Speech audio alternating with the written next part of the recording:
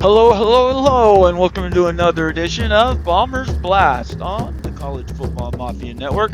I'm your host, Nathan Bomber Brown, and tonight we have a very rare and I would say almost impossible to reach neutral point in the reporting in the last 24 or 48 hours. There were a couple things, the Deion Sanders news we'll talk about, but it's a very calm before the storm as we get ready to go into this 2025-2026 football season. So I wanted to take some time and we'll just do a simple call-in show. This is all going to be reactive to your comments and questions. I want you guys to get as involved as you want to be. I would love for you to call in to do that, and I'll turn on the phones in just a second here. To do that, you just dial 801-899-6203, and come on, let's talk. The topics, as you can see, that we can talk about tonight. And I have a few articles to reference, but I want to hear from you guys. Deion Sanders, the transfer portal, playoff format, everybody's favorite. The governance models coming up on August 5th is the next voting time for that. Conference realignment hasn't gone away. We're still talking about that. The A4, that would be the ACC, Big 10, Big 12, and SEC. And then the G6 still have that power struggle between the AAC, the Mountain West Conference, and the Pac-12. And I would say pretty much the Pac-12's got that sewn up. If they just had one or two more schools, they could say they are the most dominant. Other than that, they're going to have to go and earn it, which I think they can do it. Boise State certainly can go out and win just like they did last year, and they can take that title as it comes. And then, of course, one of my favorite topics that's gone back and forth, but now that what I've said has sort of been proven true on the CSC, NIL Go, and where the money's going and coming from NIL collectives, we can talk about that too. Before we do that, let me bring up my regular banner. Make sure you follow me on Twitter. Subscribe to this channel on YouTube, College Football Mafia on YouTube, and hit that subscribe button. Give us a thumbs up. Let us know how we're doing. Turn on your notifications. Super, super important that we get the notifications turned on so you know when our news tweets go out, our news and information on social media, and then also when we talk about our next shows that will be popping up. So I appreciate everybody being here tonight. I hope everybody comes. They're loaded for fun. And I think there should be some good topics for you guys to call in about because at the end of the day, there's a couple headline topics I want to bring up, and then I'm going to hear from you, okay? I want to hear from what you guys are thinking tonight and what is going on in the world of college football. So let's dive into that first. I'm going to bring up a few topics. First of all, I just saw this on the news, and I wanted to share this tab. Here we go. Let me bring this up so everybody can see it. There has been a tsunami alert for Hawaii. Kamchatka, Hawaii has had a tsunami alert.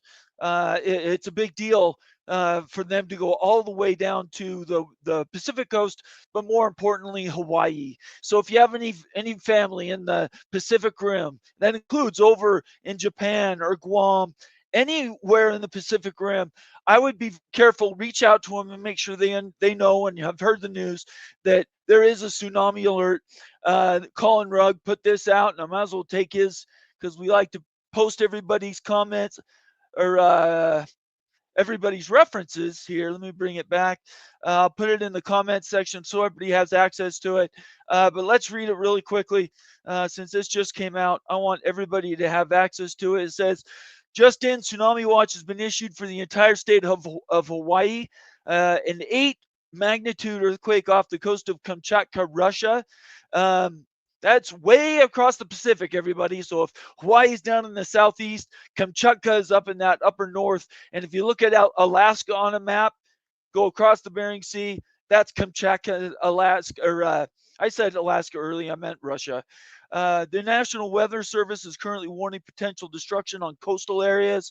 Emergency management for the state of Hawaii has been made alert. And the storm watch runs through 1:33 p.m. And this was put out 2 hours ago, so I do believe this is up to current. I would just have your family and friends check. Send them a note, give them a text or a comment, or sorry, not a comment. Send them a text or a phone call. Let them know how they're doing if you have anybody in those areas. And then, of course, Guam, any one of the states or countries in the Pacific Rim, I would be sure your family has been alerted. So that's the first thing I wanted to get to tonight. We try to cover as many of those as we can. The next thing I wanted to show is the update on Deion Sanders. We can certainly talk about this in just a minute when we open up phone calls. This from Ross Dillinger yesterday. Again, by this time, I'm sure everybody knows about it. People asked me why I didn't report on it yesterday. It was very simply because there was so much question and comment about what he was actually going to report. I didn't want to get into the rumor part of it. It's just, I've never done that. I know people say I might be, not being right on top of the news, but I've never been that way. So let's just do a quick update. Ross Dellinger, I posted the link. I thought I posted it. No, here, let me hit enter. There we go. He says Colorado coach Deion Sanders and his medical team announced that he has been treated for bladder tumor. Doctors did remove the bladder, his entire bladder, and I'm sure you can imagine what that means. But he has been cured of cancer. So that's fantastic. I want to salute Deion and prayers out to his family and friends. If you guys have a second, look him up on Twitter at just put at Deion Sanders. It'll pop up with Coach Prime, and send him a note. Let him know you're thinking about him. Obviously, cancer is close to my heart. I had my own fear last fall. Everybody knows about that. And it matters a lot to me. I sent him a DM yesterday. He's not going to see it, but I really appreciate the fact that he's been as public as he has with his cancer diagnosis, because it sort of lifts the veil. Continues to normalize people that have cancer and then go on and have it treated and live on with their daily lives. I salute Deion for being as public as he has.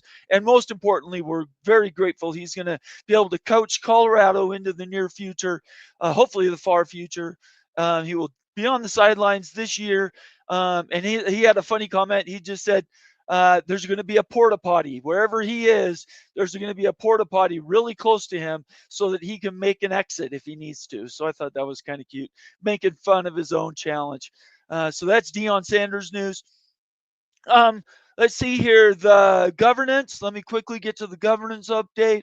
This again is Ross Dellinger. I love Ross because he's very concise on his reporting. Let me put this in here so everybody has access to this tweet. Ross Dellinger says, right, quietly last week, the NCAA Division I Governance Working Group unanimously voted to recommend the new governance model to the D1 Board of Directors. The vote was unanimous, despite the 18-person group being a wide variety of representatives, from an SEC president to an FCS AD to a G6 commissioner. To be very clear, so everybody knows, this is where they're talking about changing the rules and who does enforcement. This final vote is supposed to be done on August 5th, okay? Just to follow up further, the D1 board meets August 5th, and the expectation is that it will approve the governance model after the unanimous recommendation. The governance model streamlines a bureaucratic process, reducing committees and granting A4 leagues. Talk about that in a second. A4 leagues, a historic level of voting power, which is more than, it's more, I believe it's even more than 65%. People that are Oregon State fans, people that are Washington State or Boise, or for that matter, anybody in the AAC, if you're Tulane, Memphis, UNLV, if you're in the G6, and mostly as Pac-12, you do not want to see this, because just last week, the president put out an executive order that I made fun of last week because it really carries no weight. There is no new legislation put in place by that. It was kind of an empty gesture by the president, but it said A5 leagues. And I don't know why that was, unless they want to continue to spread the ownership for the costs to those other leagues. But right here, again, the D1 governance. Sorry, Boise State. Sorry, Washington State and Oregon State. This does not make me happy. Um, they're saying again it's A4. So it's a tough fight. You guys don't. I don't want anybody in the Pac-12 to drop the fight, but it is a blow from a PR standpoint, if not real. So August 5th. So that'll be next week. Everybody can look forward to that. Let's see here. Jim Williams has been in the news. I wanted to bring this up. Jim Williams, friend of the show, one of the first guys that really helped us get our channel going, me and Wild Ute. Let me point this over to the comments so you guys have his article. Jim Williams has been going back and forth for the last couple days on the realignment, all the ACC schools and where they may go. This only touches on part of his not argument, but part of some of the explanations he's provided, where he seems to think certain schools might go to certain places more likely than not. This is the latest one. I believe this was from just today. It's 29th, right? This is just tonight. Jim says, gosh, the SEC likes to stay in Southern footprint. Talking about the SEC possibly picking up ACC schools. Most often we hear FSU, Clemson, UNC, and others to the SEC. If they want to lock down the South, then what makes is the UNC UVA, because they are two Southern states where the SEC is not present. We've talked about that ad nauseum here on this channel. Because they are two Southern states, SEC is not presented, but that's just guessing. But they could snag FSU and Clemson, and that would take all the top teams in the South off the board. So he's saying right here, FSU, Clemson, UNC, and UVA would be the four schools that he sees the most likely to go to the SEC in another realignment step. I'm of the mind I don't think anybody moves before 2030, 31, but I do believe some announcements will go out before that. 2027, 2028, schools will declare they're leaving, and they won't move until that next window opens up, or maybe a year or so before. So thank you, Jim, for being involved in all of that. Okay, that takes us through the top. All the stuff that I wanted to mention just to get the show going. It's really important, everybody, that we stay involved. I want to hear what you have to say this evening. So I'm going to open up the calls, and then I will continue to go through news and work through comments as we work through the show. Let me that was a good 15 minutes I talked there. Give me 1 second. All right, so tonight, those are the headlines. Let me bring up the banner again so everybody knows what we're talking about. These are the main topics. I made it through most of these. Playoff format, you guys know how I feel about playoff format, but I'm here for it. Let's talk and debate 511. Let's talk about 4422 or any reserve bids. If you're a Big Ten guy, are you only a 4422 person, or have you changed to 511 at all? And if you're an SEC, have you changed at all from 511 to 4422? I want to hear from you guys. This is important tonight. It's something that I care about, and I want you guys to be at the tip top as we talk about those things. Let's start off right now with some shout outs this evening. Let's get this show started. I want to encourage everybody. I read all super chats, so if I don't get to your comment, please make it a super chat, and I will guarantee I read it tonight on the air.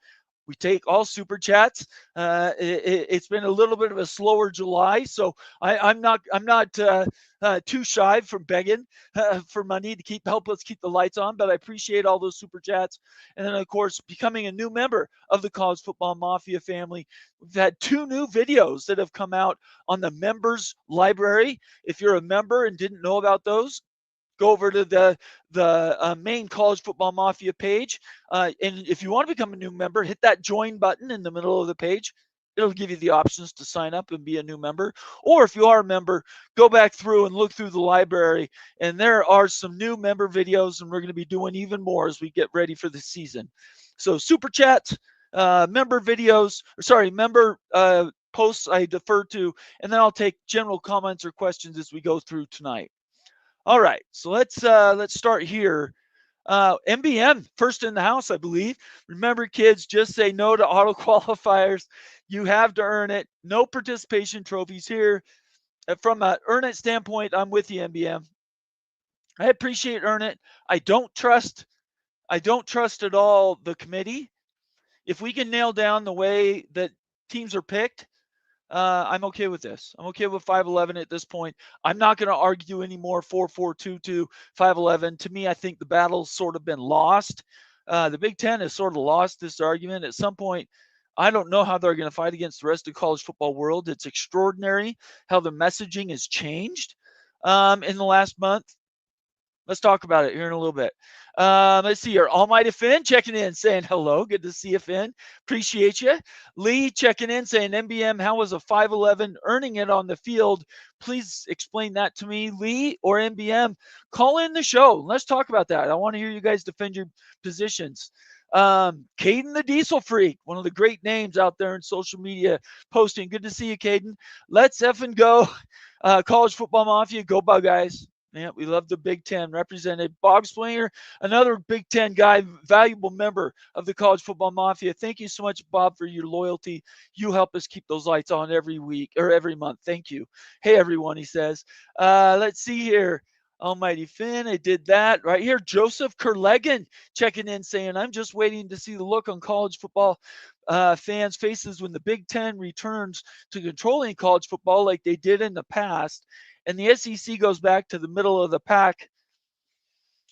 The numbers probably are a little more even, but you're looking at a horizon of 20 years for them to be more even, Joseph. And the last 15 have been SEC dominated. Pretty much since USC ended their run, you've had a couple Ohio States and one Ohio State and one Michigan. I can't remember exactly.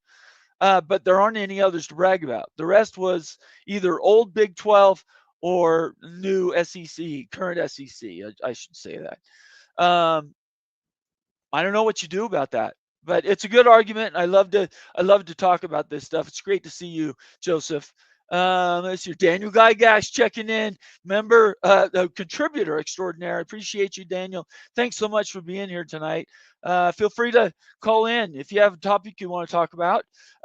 Here we go. Steele Austin been very active on Twitter, talking about Utah's value in their total value compared. I don't know who was it the Wall Street Journal or the Times? I can't remember who came out with the valuations for the different athletic departments.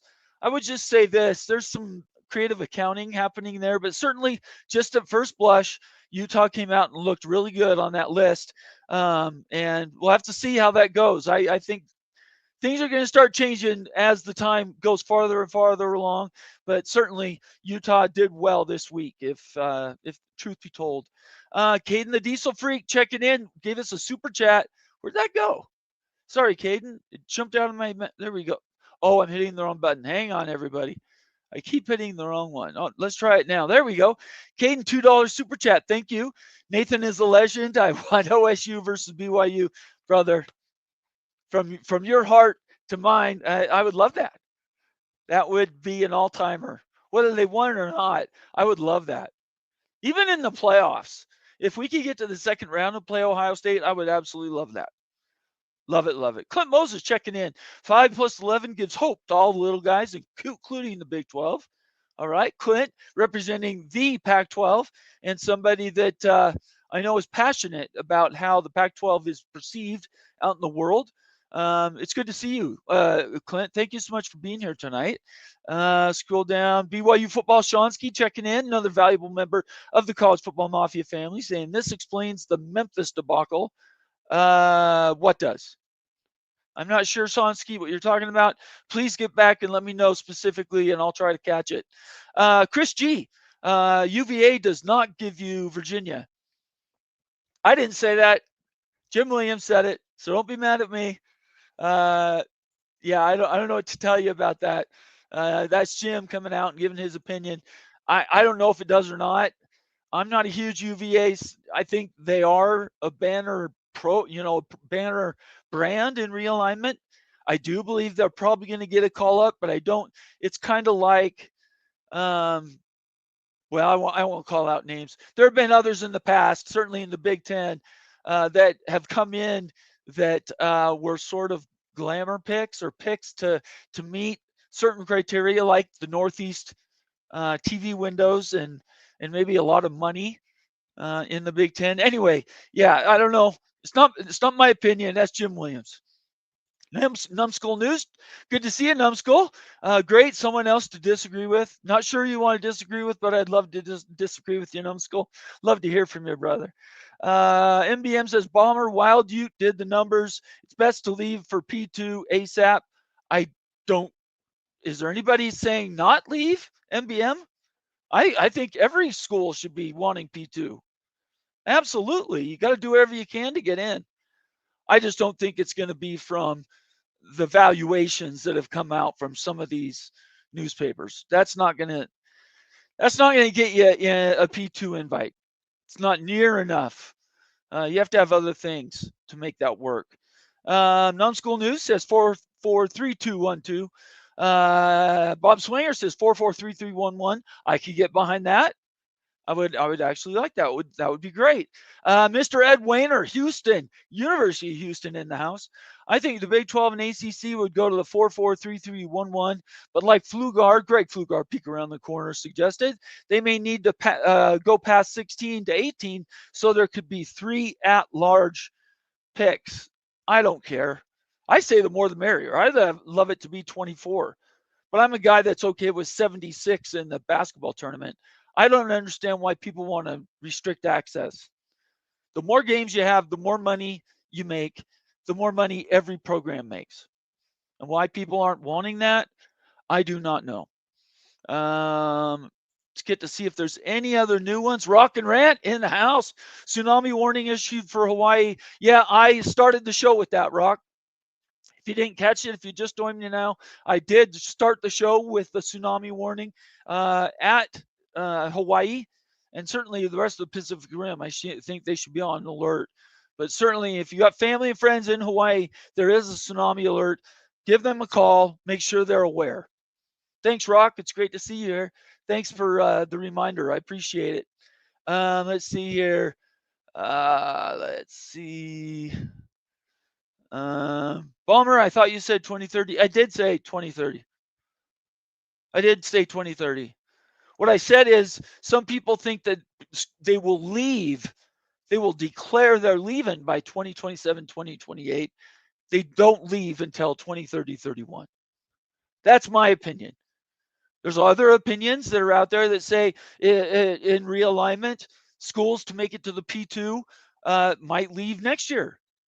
I don't see that. I don't think there's enough money to support that. Private equity buying college football is essentially what it would take to do something like that, in my opinion. Who knows? I don't think there's enough money in the system to do realignment before then. That's just my opinion. Chris G, for once I agree with Gygax. Don't do that too often, Chris. Daniel Gygax is off the rails sometimes. Argra, it's good to see you here, man. Maybe the format should be 8675309. Yes, if you know, you know. I'm going to say that. I'm not going to get into that much more.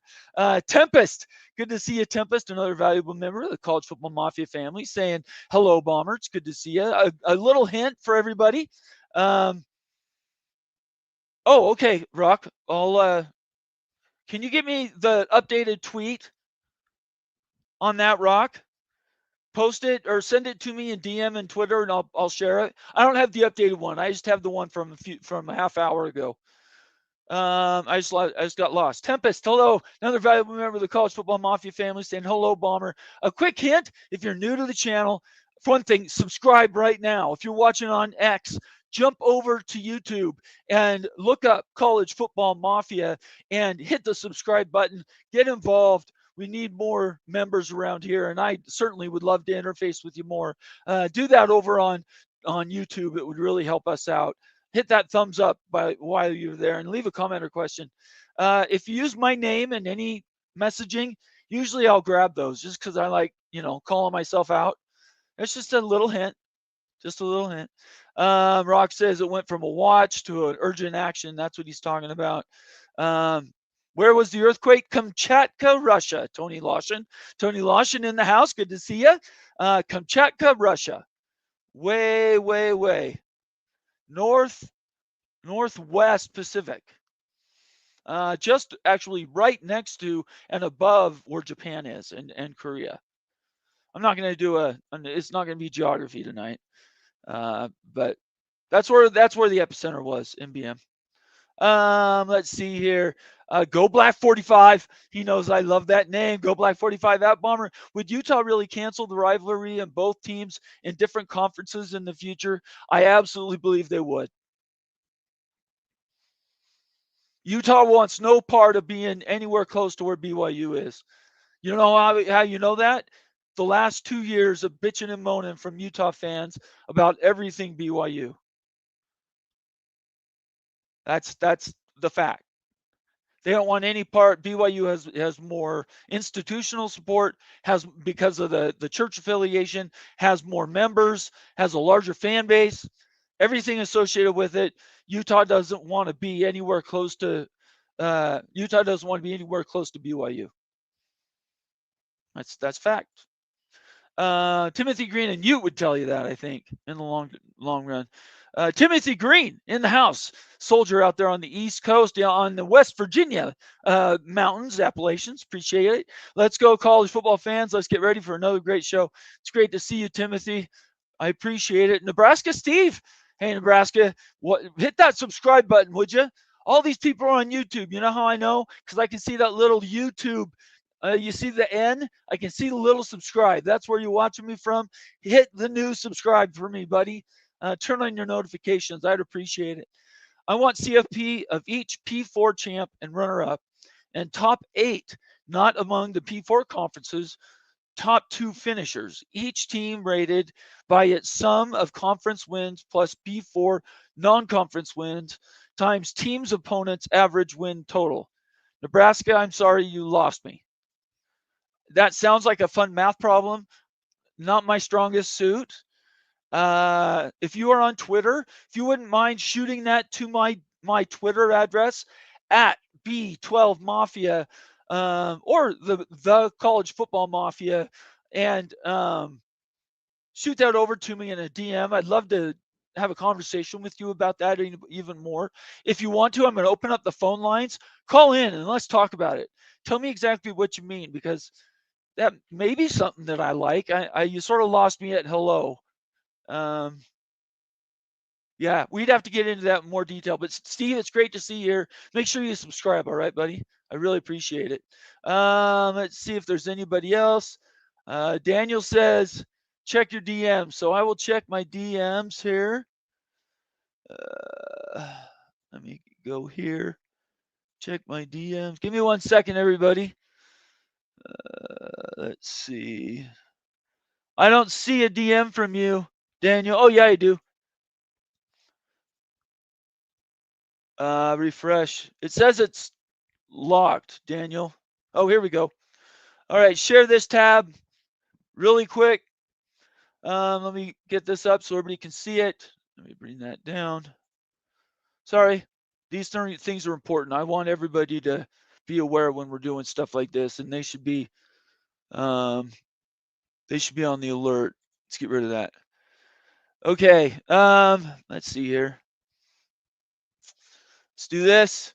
Japan's meteorological. So this is about that Kamchatka 8.0 earthquake that just happened within the last hour or so. It says Japan's meteorological agency said on Wednesday that a powerful magnitude 8 earthquake hit near Russia's Kamchatka Peninsula and issued a tsunami advisory for Japan. The agency said the quake occurred at 8:25 a.m. And it's 8.0. So this is actually the same day today. This is dated Japan time. So everybody knows that's why it's sort of the time zones are off. But it just know that it's happened in the last hour. It issued an advisory for a tsunami of up to 1 meter long, the Pacific coast of Japan.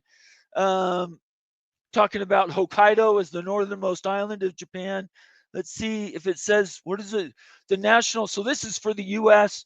The National Tsunami Warning Center has issued a tsunami watch for the California coast, San Francisco Bay Area.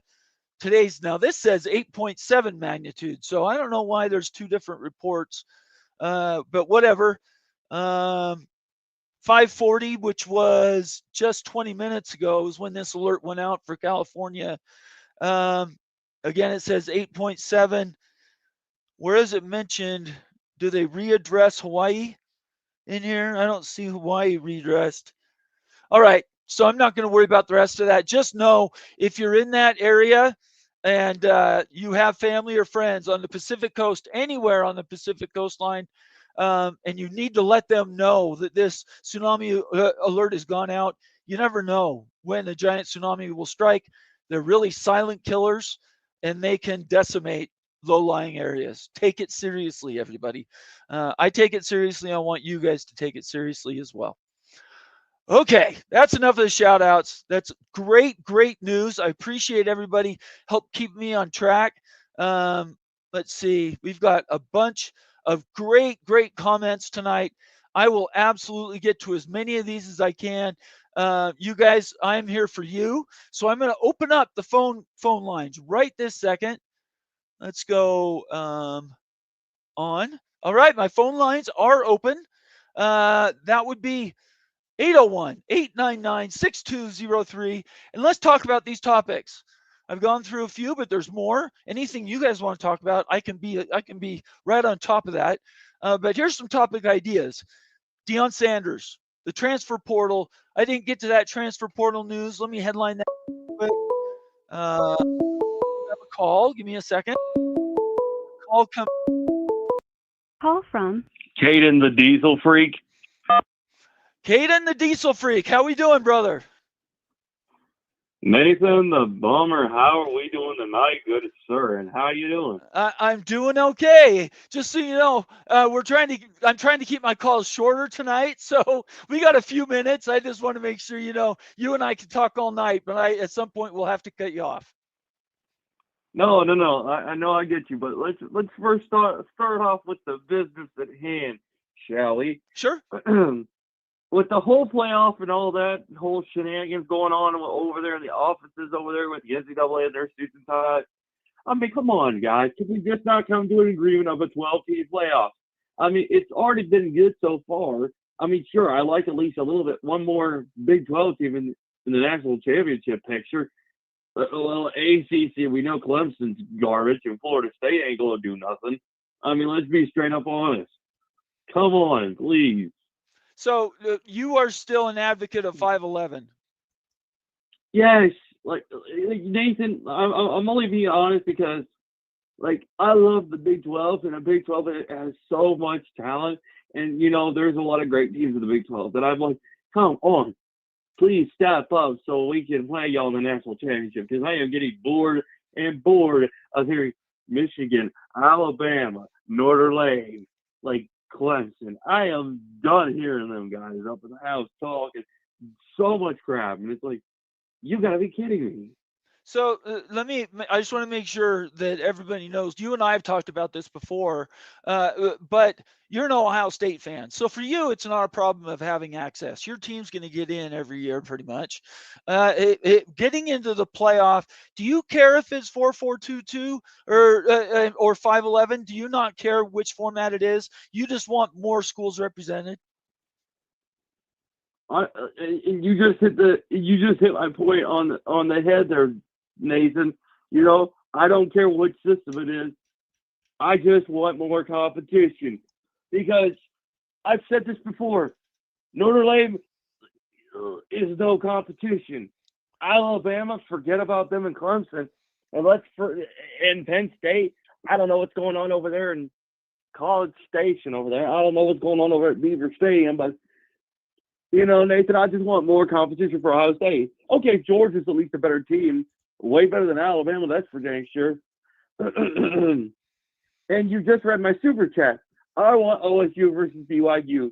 And you know what, Nathan? I want OSU versus BYU in the playoffs. And you know what? I have two particular bowl games I wanted to be in if it's in the playoffs. And I think you might like what I have to say. Okay. Either they do it in the Peach Bowl or they do it in the granddaddy of them all, the Rose Bowl. Because that would be a classic. Yeah, how do? No, you're exactly right. Come on. I want a classic. I want, a little bit of that old school blood, you know, in that game because I feel like that's what college football is avoiding. But come on, this is college football. This is where some of the greatest teams play the game.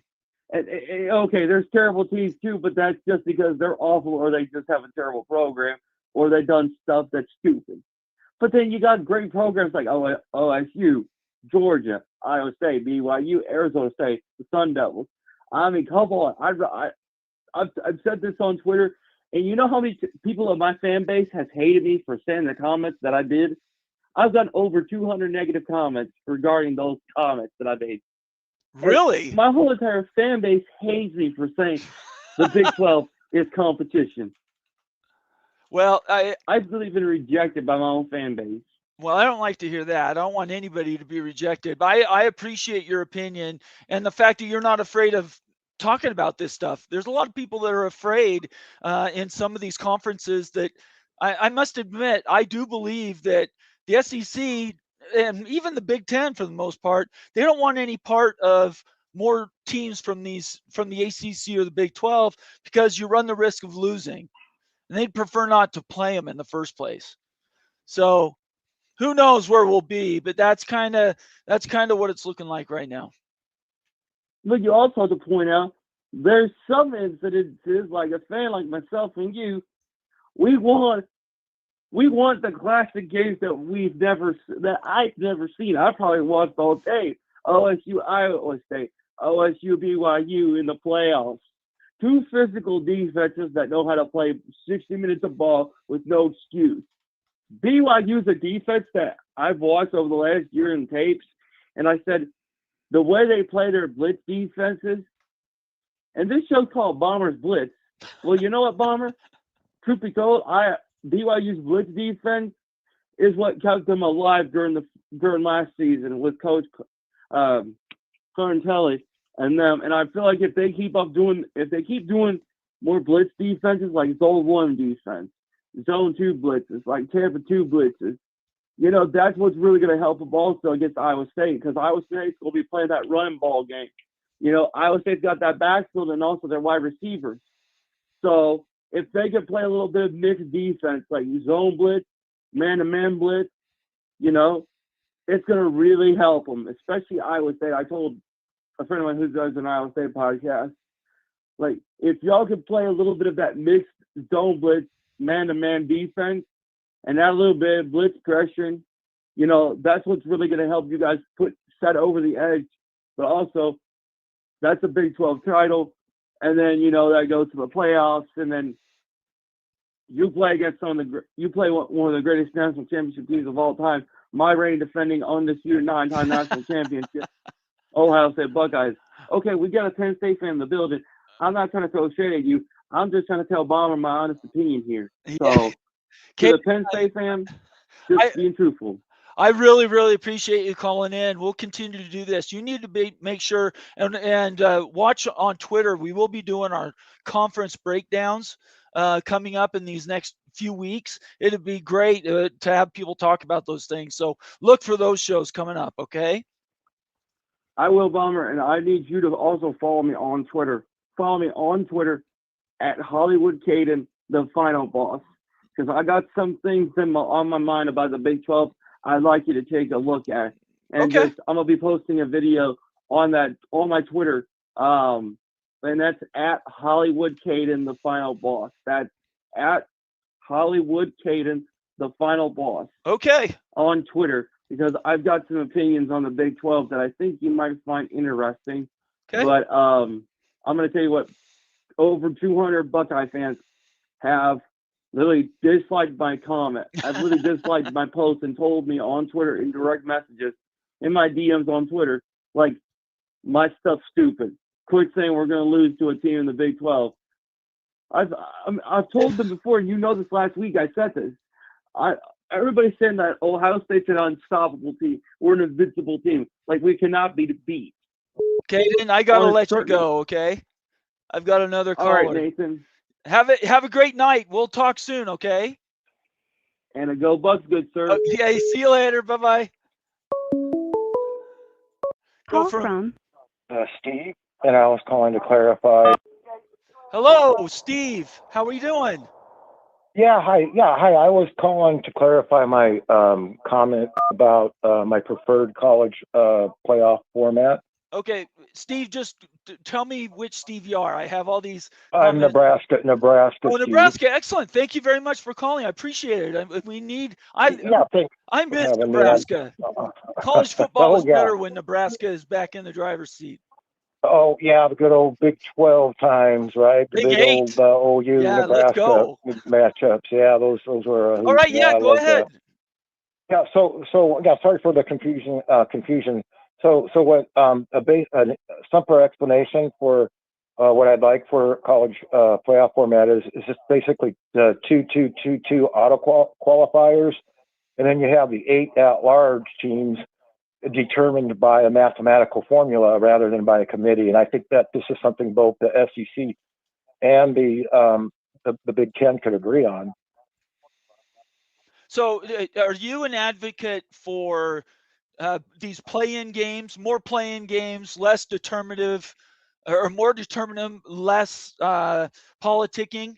Because the 511, you have to be really into the going in and doing the voting, right? It's because you have more things that have to be determined by a committee vote versus top four, top whatever. Well, I think we could have the at-larges done without a committee if they have a determined criterion. Yeah. If you were just to take the teams and rate them based on how many conference wins they have and then how many non-conference wins they have against P4 opponents. Okay. And then you just add those up and then take that times the team's opponents' average win total, and then you just rate them on a scale. And then the top 8 that rank the top 8 you put in as the at-large teams. I think, boy, man, I would love something to have a formula published. I don't care what the formula is, as long as everybody knows, right? It's like trying to work through a cake backwards, and if you don't know the recipe, there's no way you can make sure you have the best cake. So as long as everybody understands the rules, the baseline to getting picked and to qualifying, I almost any format will work for me. Yeah, I agree. I think they just need the transparency because they talk about algorithms and computer models and simulations and all that, and then the public are like, well, what's that mean? I mean, what are they using? Yeah, so like it's like a black box, right? A black box that people have to guess, and then obviously black boxes are rife for corruption. If you don't publish what the formula is, then people will question your picks. Right, and I think we could get the big objection is, well, the SEC are 9 conference games. It's not an equal playing field, but on this mathematical formula, it accounts for outside the team's conferences. They gotta win. They gotta get wins against a Power 4 team. Yeah. So does it matter if it's a Power 4 team in conference or out? It wouldn't. So this would overcome the Big Ten's objections and get the SEC and the Big board together on a formula that format they both would like. So I don't think the SEC is going to go to 9 games. In my opinion, I don't think they're going to do that. I think it's going to have to be some combination of that number, 8 or 9, but it's actually going to be you have to play 10 A4 games.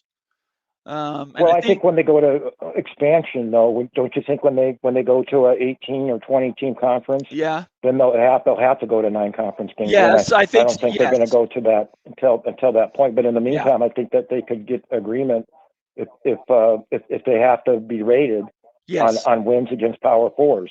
And none of this FCS, none of this Alabama against Tennessee Chattanooga in November.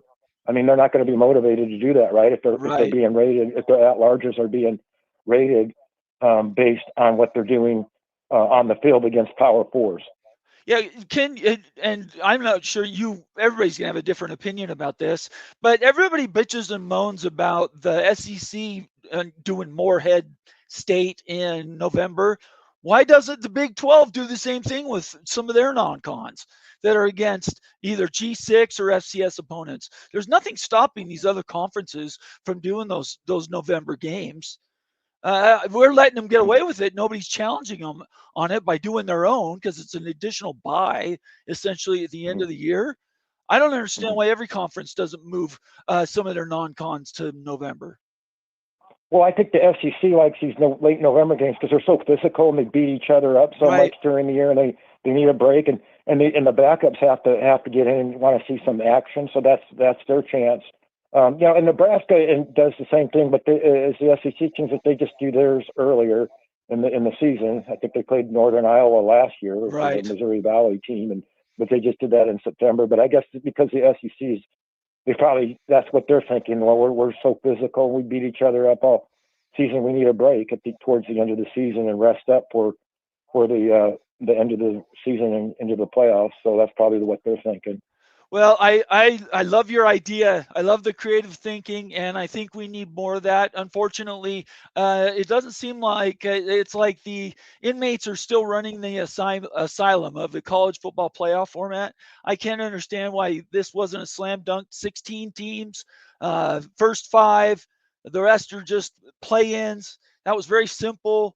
I don't understand. I would prefer 24 even.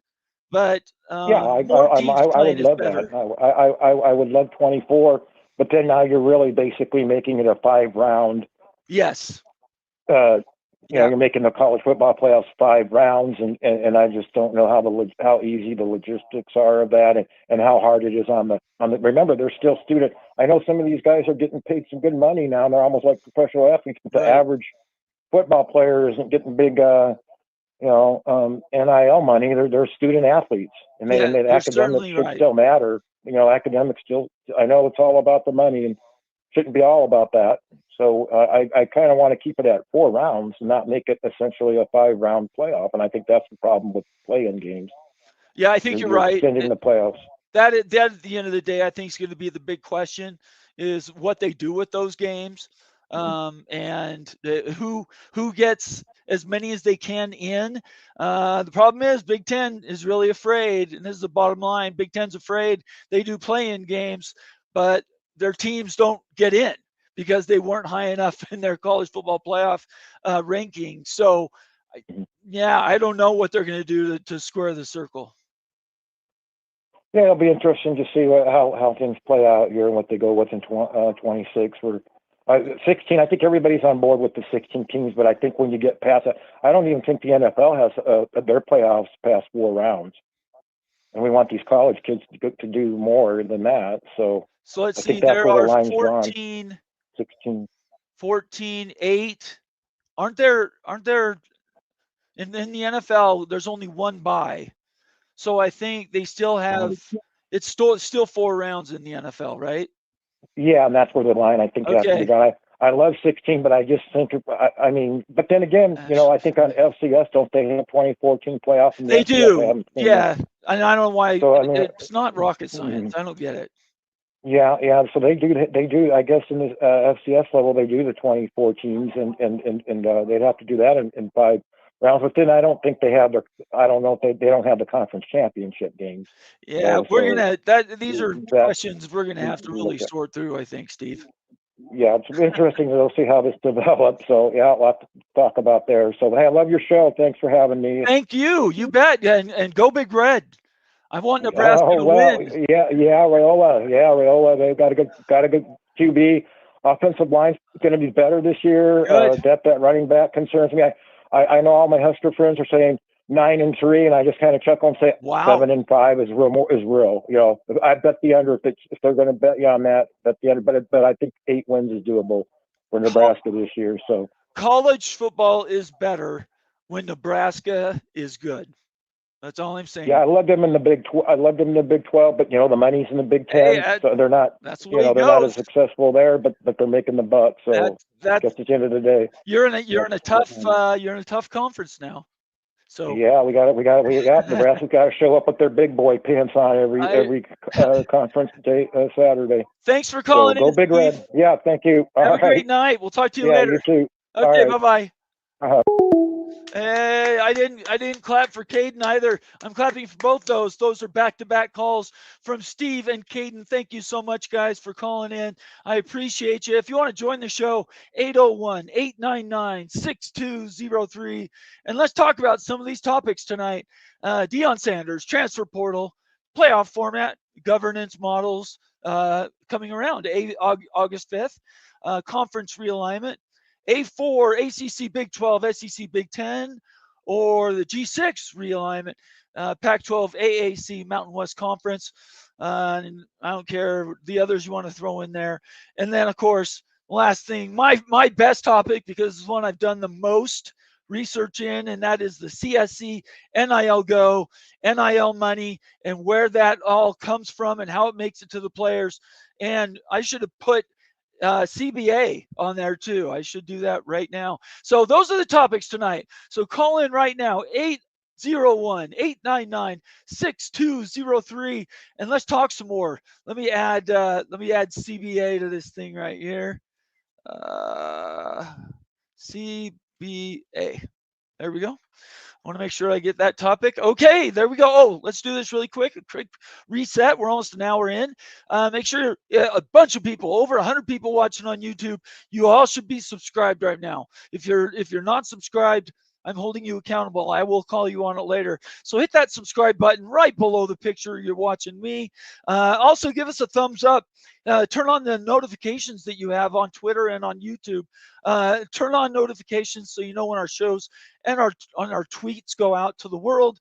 And last but not least, consider becoming a member of College Football Mafia family. Hit that join button right in the middle of the main page for the College Football Mafia channel on YouTube and become a member of the College Football Mafia family. I appreciate everybody being here tonight. I am saying we're going to read all your super chats.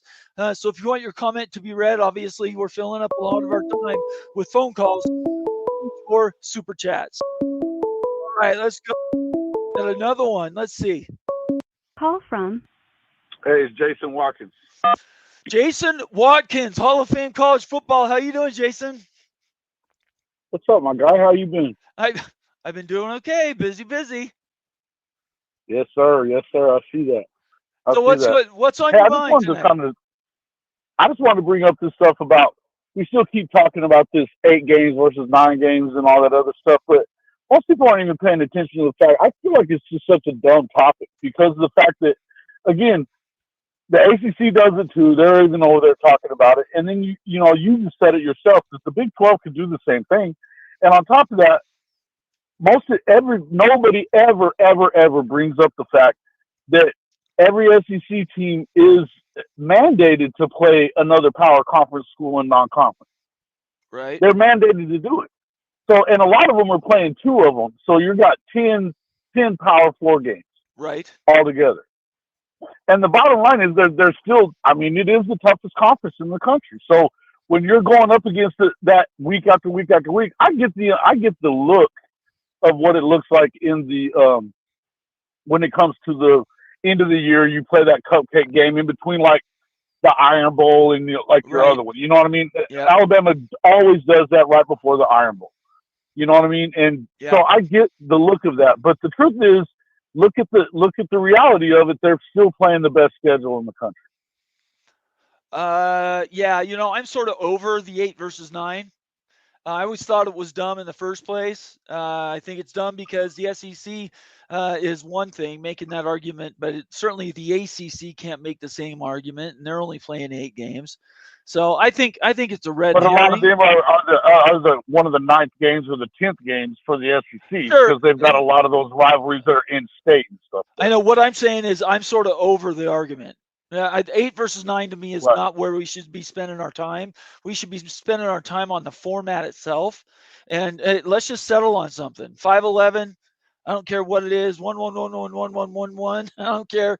But we need to get to 16. Dude, it's so weird.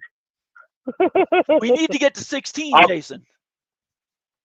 Yeah, listen, and I think that's in jeopardy too, Bomber. It really is, because you've got this bickering and bitching back and forth about dumb stuff.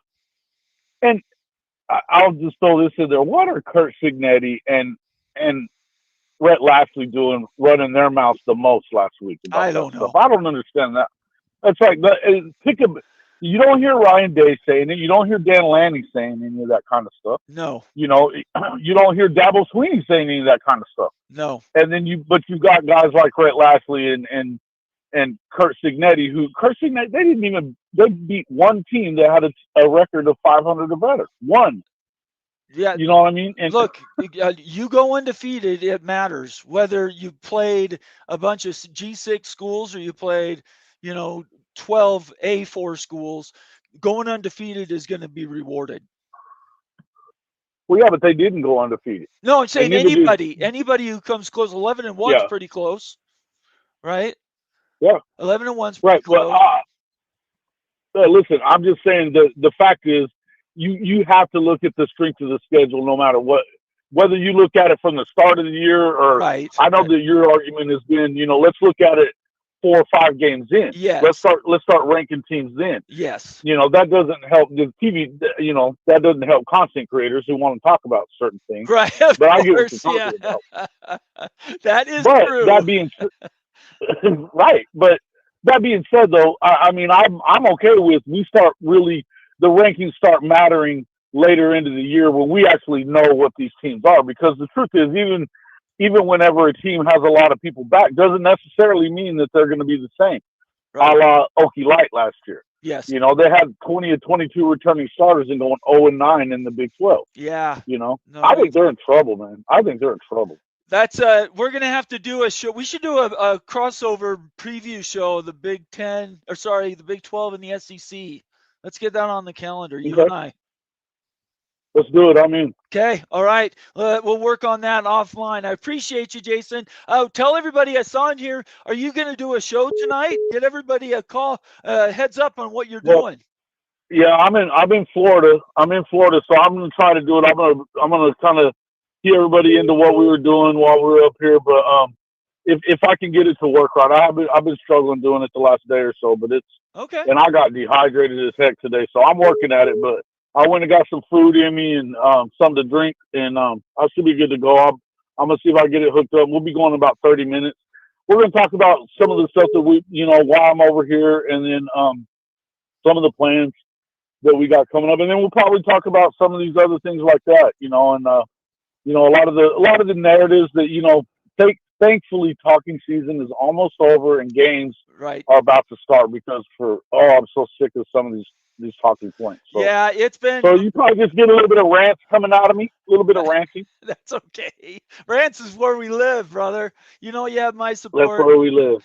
I appreciate you. Thank you so much. If you're gone and you're traveling, you be careful, okay? Okay, brother. I'll talk to you soon. Okay. Bye-bye. Jason Watkins. Bye. Jason Watkins, Hall of Fame college football, one of the best shows on YouTube. Look him up, Hall of Fame college football, and he does a great job representing Sooners and the SEC. All right, next call. Call from Ark Raw. Ark Raw, what's up, brother? Good to see you. Hey, how you doing? Doing well. Really quick, let me do a shout out. Daniel Gygax is telling everybody we need subscribers. We're shooting for the end of the summer to get to 5,000 subscribers. You saw it right there on the note, right on my screen. If you're watching, and there are over 120 people watching on YouTube live, hit that subscribe button. Do us a favor. We should go up 30 or 40 subscribers tonight. I really expect you guys to hit that button. We are accountable around here. I don't want to make sure everybody knows about it. All right. Go ahead, Argross. Sorry. Hey, don't worry about it. That's fine. I actually had a completely other topic that I was thinking about, just sort of bringing up, talking about. But listen, I can't let that last call slide. Go ahead. Go ahead. The idea of it not being a big deal of having an extra game, that's a huge deal. And not only that, the idea that the SEC is just so much better in that such a brutal schedule, I don't buy into that either. I just don't. What if the shoe's on the other foot?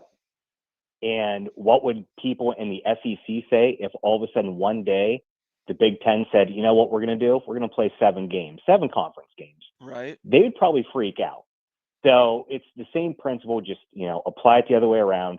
They're not going to like that. It's the idea that you want to be on equal footing. It's apple to apple, not apple to oranges. It just makes more sense. And then the idea on top of that of having, these cupcake games at the end of the season, that doesn't make much sense either, because now all of a sudden, not only do you have a 4th non-conference game, and it's against, oh my gosh, it's against the Citadel, or it's against Little Sisters of the Poor, whatever it is that they schedule. That's absolutely asinine. It's insane. So let me ask you a question. Why doesn't the Big 12 and Big 10 do the same thing? Well, I think one reason, certainly that they're not going to go back to it, is the revenue, because their TV contracts are not going to allow for something like that. So even if they wanted to, Fox and CBS and all their business partners aren't going to allow them to do something like that. And that's probably, I would venture to say, it's probably one of the reasons why the Big Ten is getting so much more money in their contract than what the SEC is. I would agree with you. I think that the difference is the extra conference game. Yeah.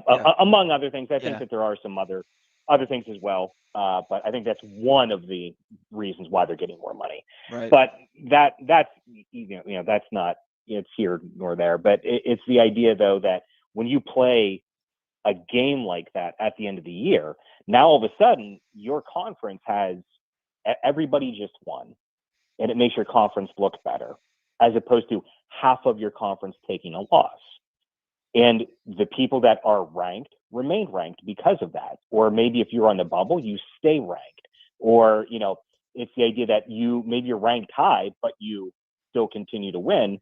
You continue to be ranked high instead of taking that loss and dropping down. So there is a huge advantage for the SEC by doing something like that. And to suggest otherwise, it's just, that's simply not the case.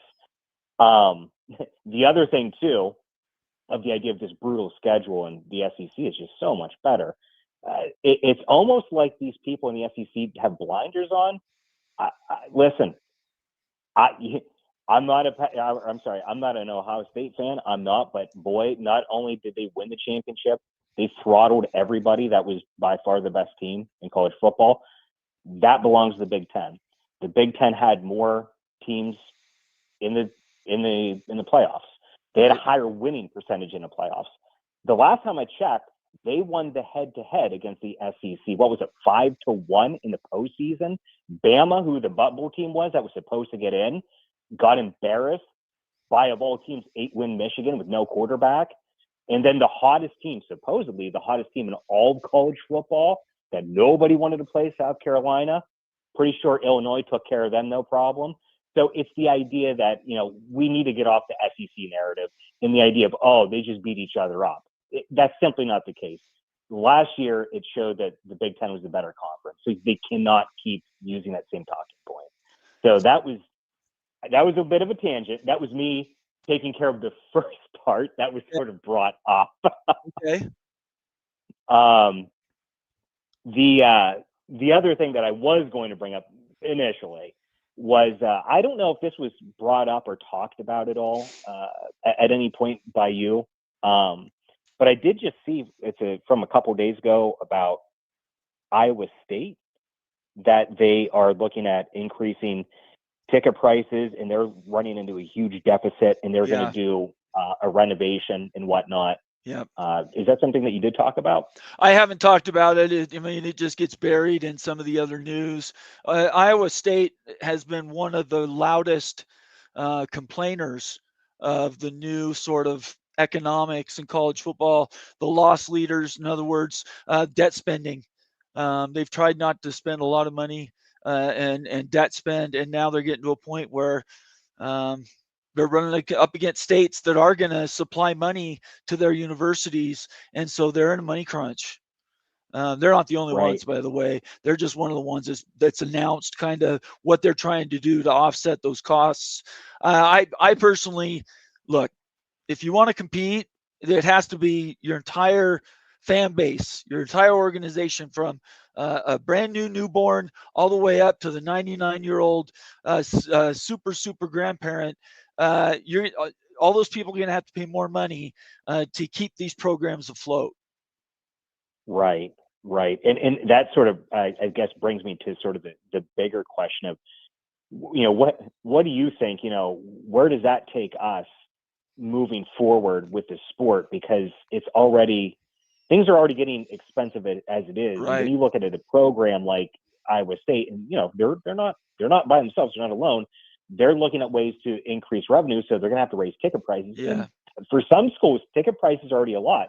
Good example, Penn State. I didn't bother going to the whiteout last year, and I told my wife that we're probably not going to go to whiteout for a little while, because the last one that we went to against Iowa, it got so expensive between 2 tickets and the parking. And we set lower bowl, right? Not great seats, but good seats. It was $700. Yeah, I mean, no, the Holy War last year for me was $600. Yeah. So yeah. At what point, is this going to go the other way? There's going to be a backlash, and people just simply aren't going to show up if they start to, try to milk you a little too much. I know what your thoughts are on that. I think that there is going to become there are going to be cry uncle moments. And I've been saying this for a long time. That might be, in the next 5 years, the next great shakeup, 2030, 31, which I've talked about ad nauseum. Everybody knows about it. It's not just realignment that's going to be sorted out. I think the playoff is going to look completely different. And one of those things may be, can your program spend enough money to compete in the upper division of college football? There might be some A4 schools that simply cannot continue to generate enough revenue to operate at the highest levels. That is possible. That could be one of the things that separates the schools. Right. And it's one of those things. Before the show, I'd say at least an hour or so, I came across that story, and it got me thinking. And it's one of those things that, I know the last time I called in, it was to be optimistic. It was more of a white pill kind of deal. Right. I got you. So yeah, this time I'm calling in. I'm like, hey, there might be a little cause for concern for the average person here. And I was just wondering what your take on it was. Well, I appreciate that, Argraw. Thank you so much for calling in. It's always great to hear from you. You have a good rest of your week. I think we're going to do a call-in show tomorrow too, Moen and I. So we invite everybody to join us tomorrow, same time. All right. Okay. Thanks. We'll see you later. All right. Bye-bye. Woo! I'm going to clap out Jason Watkins and Art Graw for calling in. 2 banger phone calls, by the way. I appreciate it, guys. Thank you so much. If you want, let me do a quick reset. If you want your comment to be read in the comment section, it'll have to be a super chat. I've now got almost 100 starred. So you guys can continue to leave your comments. I will get to as many as I can. These phone calls take precedent in these call-in times. So if you want to have your comment read, make it a super chat. Other than that, I defer to member comments. And then, freebie comments, I'll obviously grab one of those every once in a while. Or if I recognize your name, I might grab it. Like right here, Kerry Go-Knowles, who I've not seen in a minute. Kerry, where have you been? I missed you, Kerry. It's good to see you. The SEC benefits from a preseason stacked top 25 every year. That's their secret. Take that away, and they are so tough. I would say this, Kerry Go-Knowles, you're exactly right. That's why I don't want to have any preseason polls. No polls in September. First polls in the second or third week, or first or second week in October. And let's get through the initial non-con schedules, maybe a game or two within conference, and then we can start rating these teams, because every year there's shocks. Teams that were out of the top 25 that jumped to the top 25, and teams that you had Texas A&M rated 4th, and they completely drop out. And I only bring them up because they seem to do it every year. This is why I want to get rid of all polls. And by the way, it's becoming more common knowledge. People are talking about it. I'm not the only one talking about this. Get rid of all preseason polls. Go to the top 25 starting in October. And then we can start talking about resumes. Let's do that. That way everybody gets credit from the jump. You don't start with these loaded preseason top 25s for the SEC. They always dominate the preseason, and that gives them an extra lift. Everybody will be on a closer basis, I think. My opinion. Thank you so much, Carrie. It's so great to see you. Let's get to some more. Summit Hawk. Oh my gosh. Member for 20 more months, y'all. Summit, where have you been? I've missed you. You and Carrie come out of the woodwork. It's great to see you guys. Just so you know, Carrie and Summit are OG members from the very, very beginning. I can't tell you how grateful we are to have them as members, and for you to join their membership, $sign right next to the comment box. That's how you leave a super chat. That's how you leave a super sticker, and that's how you leave or become a new member. Hit that $sign and become a new member of the College Football Mafia family. Summit Hawk, I've missed you. I'd give you a big hug if you were in front of me. It's so good to see you. We need to do that show, Summit. At some point, we need to get Kansas on the air. Can we do that? It's so good to see you. I've missed you. I guess makes my I'm so tickled to see you tonight. You and Carrie come out of the woodwork. I appreciate that. Jason's been a member, by the way, a paying member for 17 months. Love the show, Bomber. Thank you so much. College football, Hall of Fame college football, Jason Watkins. Check him out on YouTube and on Twitter. And he has a great show, covers all of college football, focuses on the SEC and the Oklahoma Sooners. Great to have you here, Jason. Thank you so much for your loyalty and your friendship. You know, I've got you, brother. It's great to have you here. All right, let's do a quick reset. 801-899-6203. 801-899-6203. Call in right now. Let's talk. Let's do a quick reset. Topics we've been talking about: Deion Sanders, transfer portal, playoff format, the governance models coming out August 5th, conference realignment. That would be in the A4 or the G6. And then all the NIL stuff, the CSC NIL Go, Deloitte, and then the CBA. We have so many topics, guys. These topics are going to be around forever, by the way. Get closer to the season, some of them will start to drop off, but these are the things I'm going to be covering for the next month. Appreciate it so much. It's great to see you. I'm going to do some roundups of comments for people that I haven't seen in a while. I invite everybody to continue to leave your comments. If you want your comment to be read, make it a super chat, guaranteed. Other than that, call in. Let's talk. 801-899-6203. I'd rather it not be me talking. I want to hear you guys talk. It's great to have you here. Daniel Gorby, it's been a minute. Good to see you, Daniel. Hello, Bomber. It's good to see you. He knows the trick. Use my name in your comment, and I'm more likely to read it. Bob Swinger checking in again, saying you can say no polls till a certain date, but that doesn't mean they're going to listen. You're exactly right, Bob. Nobody listens to me anyway. But I started the channel, and you know this because you've been around. I started the channel to try to provide influence. Me just on Twitter, not a lot of influence. Starting a YouTube page, I know I got some influence. There are big people that not necessarily pay attention to everything I say, but there are people, you guys know who they are, friends of the show that respect our opinions around here. And so I think I've had maybe just a little influence in the wide world of college football. Let's see here, get to some more. Joe Z, it's been a minute, Joe. It's great to see you.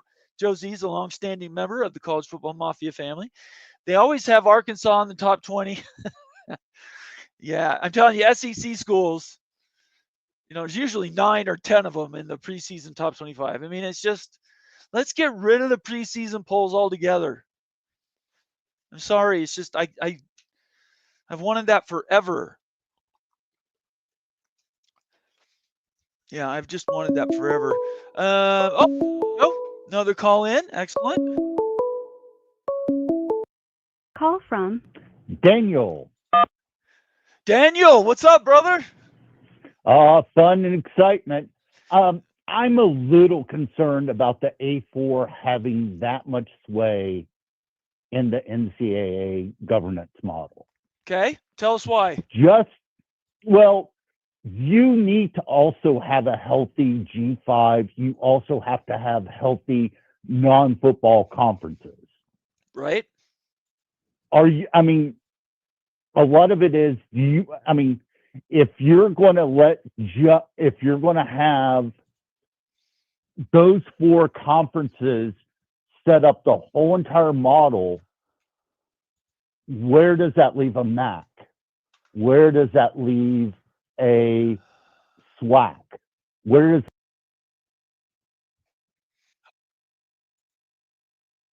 Yeah. No, it's absolutely true.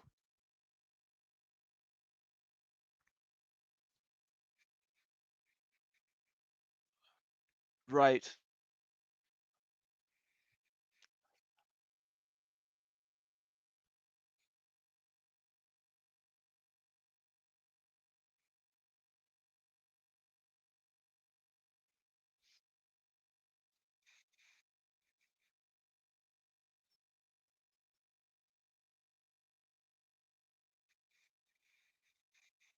Right.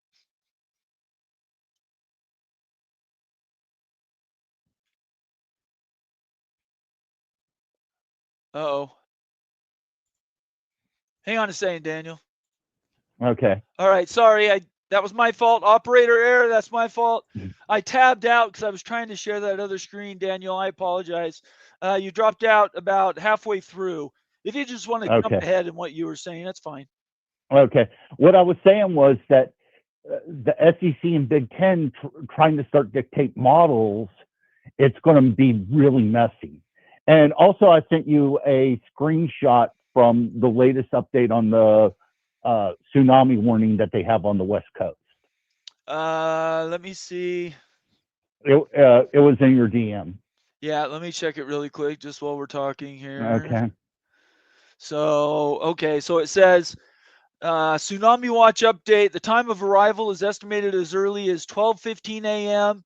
Yep. I'm assuming that means in California? Pacific time. Yeah, Pacific time. Yeah. Okay. That is a local San Francisco TV station that my phone just lit up like a Christmas tree with all the warnings that I've had for the past probably 45 minutes. Okay. All right. I appreciate that. So just a quick reset. There was a tsunami warning put out. There was a giant 8.7 now rated earthquake coming out of Kamchatka, Russia, which is north, right next to Alaska, but right above Japan, if you know your geography. Yep. And tsunami warnings went out all along the Pacific coast of the U.S. and Hawaii. I assume Guam and the Philippines have received similar warnings, right? Yes. Okay. All right. Very good. Yeah. If you guys have any questions about that, in the comment section, leave your question. I'll try to follow up. Daniel's been doing that for me. So before I let you go, Daniel, one last thing. Do you think at what point does the conversations change where we don't talk about the CFP anymore and everybody wants to get into preseason football? Are we a week away from that, or is that going to carry all the way through the season, in your opinion? I think whenever football kicks off in Dublin, Ireland, is whenever a lot of these conversations are going to go to the back burner and we can finally talk about what's happening on the field. Okay. All right. Well, I mean, I'd love that to be a thing, right? I think that would be fantastic. So would I. Yeah. I mean, it's fun talking about this realignment stuff. We love it around here. And the CFP is certainly part of that, the governance and all these things. But we all want to do wins and losses. Who knew that we needed a law degree to figure out what was going on? Hey, man, I've been studying hard for 3 years. I've been working hard at it. Really quick, we need to do a Big 12 preview show. So in the next few weeks, let's you and I get together with you, and we'll set something up. No problem. You know my schedule. I'm pretty free. I do. Thank you so much, everybody. This is Daniel Gygax. I'm going to clap you. Thank you so much, Daniel. Thanks. Have a great Daniel Gygax. Woo, woo. I love Daniel. He's fantastic. Contributor around here. Really helps us out on our member videos and open videos, discussions, that type of thing. Really respect Daniel and his opinion, so I appreciate him calling in tonight. If you want to call in, to the show. Call us at 801-899-6203 and join the fun. We're having fun here. I want you guys all to be a part of it. Topics: Deion Sanders, transfer portal, playoff format, the governance models, conference realignment, if that is anything, the CSC NIL Go, Deloitte, and the CBA for employee status, possibly for players. These are all things that I'm educated on. I'm happy to have a discussion on if you guys are involved. Appreciate that very much. We got a super sticker, or at least a super chat. Purple Cat Claus, thank you so much, Purple Cat Claus. $5 super chat. I appreciate you, brother. Helps us keep the lights on. I'm doing everything I can to provide content for you guys. I hope this has been fun tonight. We've got about another half hour or so, and then I'll call it quits. If you want your comment to be read at this point, it'll have to be a super chat, just like Purple Cat Claus. Otherwise, I'm going to keep picking them out of the general comment section, and I will defer to member comments and then anything else that catches my eye. Sorry. Steve, Ohio, Florida. Sorry, Steve. Hang on. I just dried my mouth out. There we go. Steve, Ohio, Florida says, Bomber solo, the way it should be. It's good to see you, Steve. I respect Steve. Steve's got a lot of experience, especially when it comes to unions and employee contracts, stuff like that. He's very involved and helps me on the back end learning some of these things. But thanks for being here tonight, Steve. Have you devised a plan to organize college athletes and implement a CBA? Just asking for a friend. That's funny. No, not yet. I have not. What I'm hoping to do, Steve, is somebody smarter than me throw something together and then I can jump on board. That's what I'm looking for. I do have smart people that have proposed different things. I haven't seen one unified plan. You know what? I'm going to ask the consigliaries, what would a CBA look like?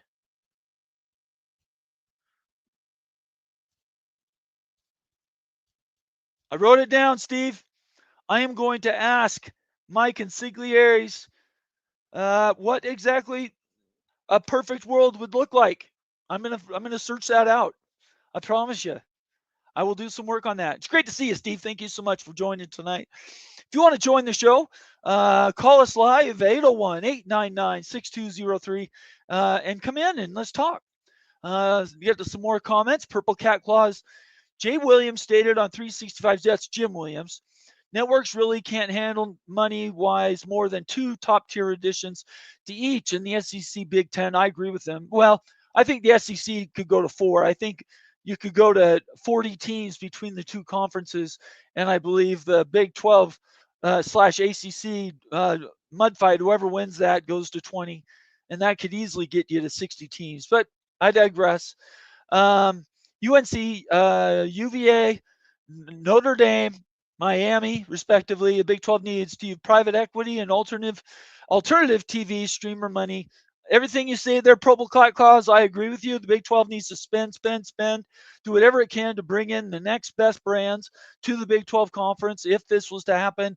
I don't think Notre Dame joining a conference. I'm on that far out bridge. The only way Notre Dame joins a conference, in my opinion, is if they lose their favored playoff access. I know NBC wants them to play big games, and Big Ten and SEC would love to play games with Notre Dame, but at the end of the day, until the governance, until the playoff takes away Notre Dame's special friendship status with the playoff, they're not going to join a conference, and I'll die on that hill. If they do drop that or lose that access, I think maybe the next day they join probably the Big Ten. That's how it's going to work for Notre Dame. But UVA, UNC, I think Miami's on that short list. Clemson and Florida State have to be on there. If you talk about those 5, you need one more. Who would that 6th one be? Well, there's several in option that would be out there available. Georgia Tech, certainly for the Big Ten. But I agree, the total number, 2 to the Big Ten, and I think up to 4 for the SEC. Plus Notre Dame, that's 41 teams. I don't think that's quite enough to run your own playoff. I think you have to have at least another 16 to 20 teams. That's my opinion. Hate me, don't hate me, whatever. That's where I think we're at. Thank you, Purple Cat Claws. I appreciate your comment. Thanks for being here tonight. Let's work backwards here. Get some more comments. You guys are fantastic comments tonight. Let's see here. Josie said, Daniel said SEC ran a sham smoke and mirrors psyop for 15 years and the gig is up.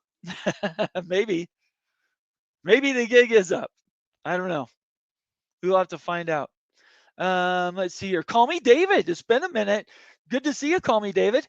Muted Daniel gives the best information. I apologize about him muted. I was trying to multitask and cut him off. That was my fault, not his.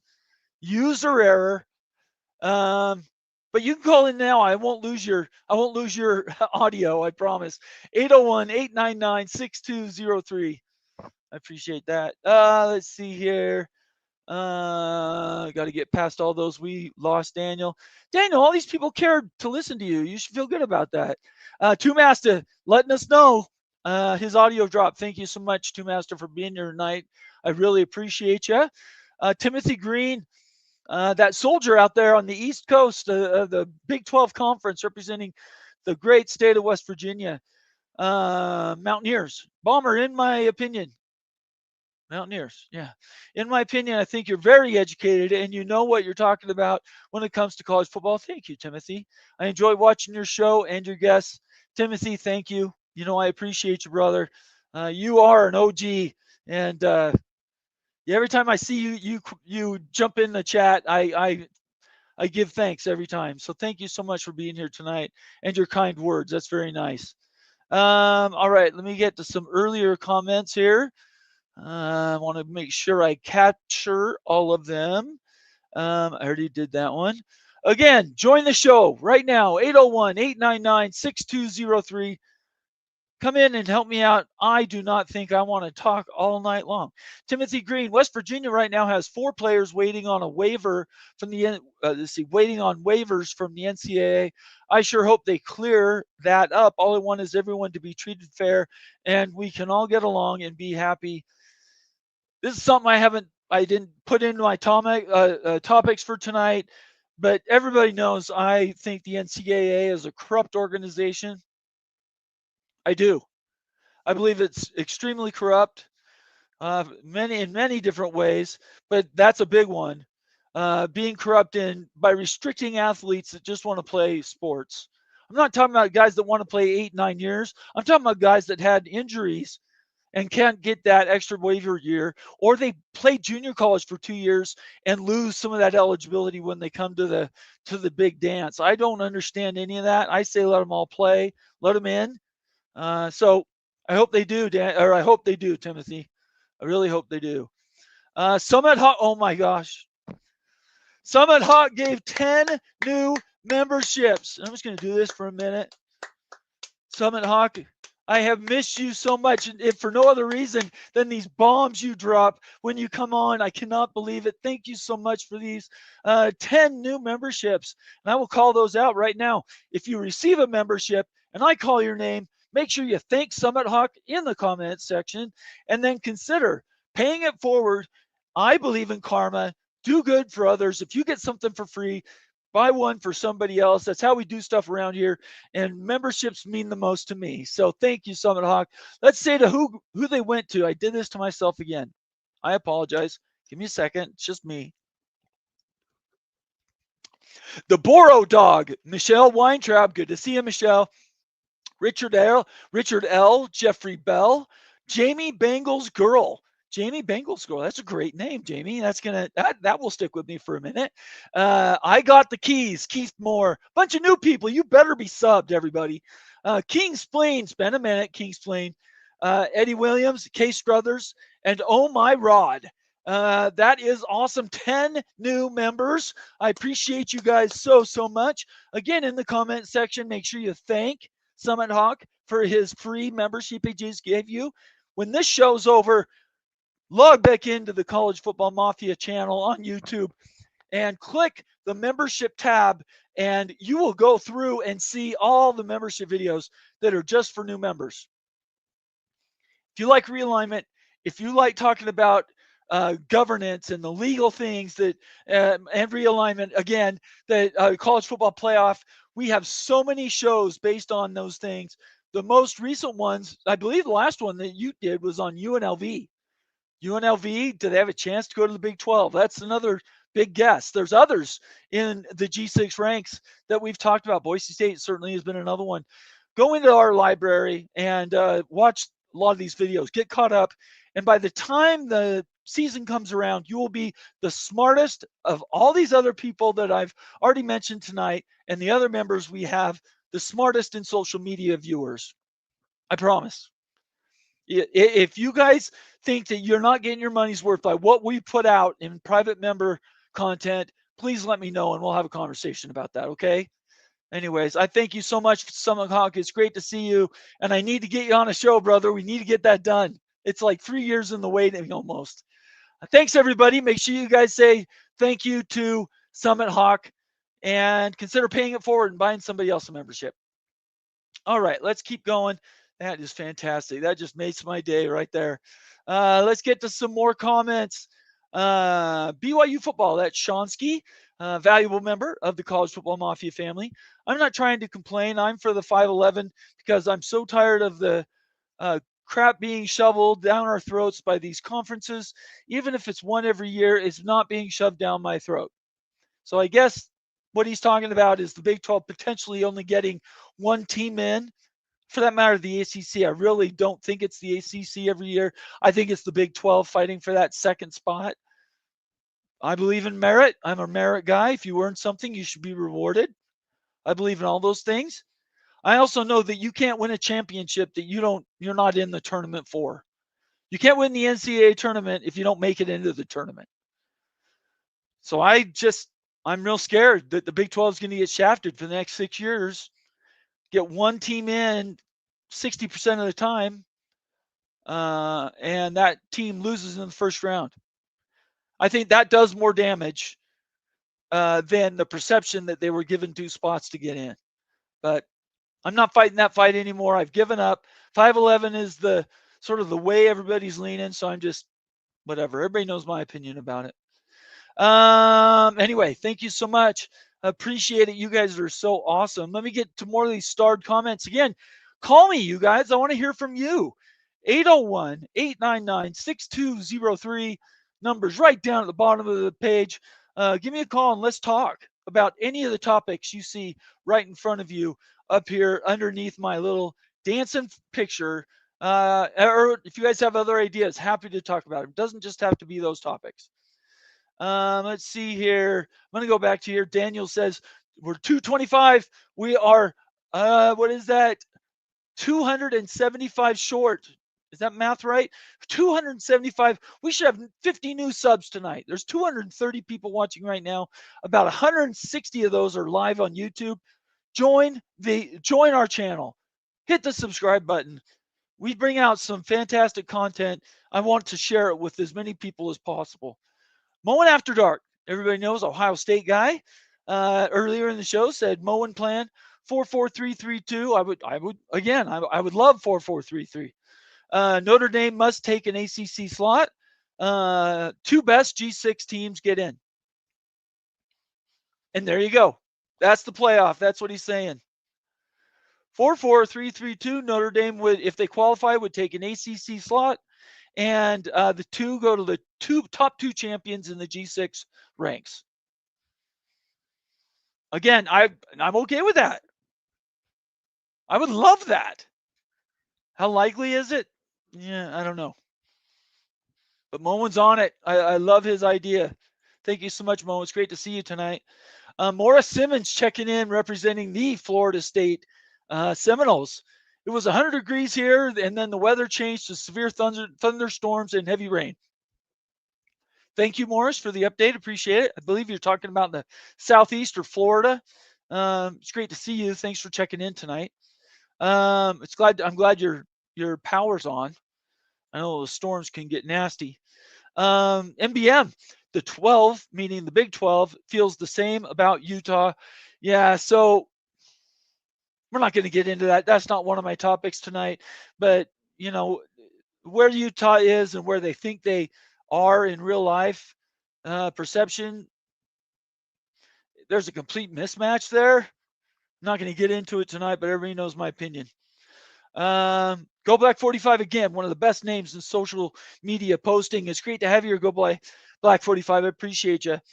That sucks for the fans. That's why I think the next round of realignment after 2030-32 will be about getting rivals back together. 24 teams can get OU and OSU back agreements, can get FSU, Miami. 24 teams in a playoff. I would love that. I would absolutely love that. If we could get there, it would make my day. I don't understand people saying you don't want more teams in the basketball tournament. Why? Don't we want more content?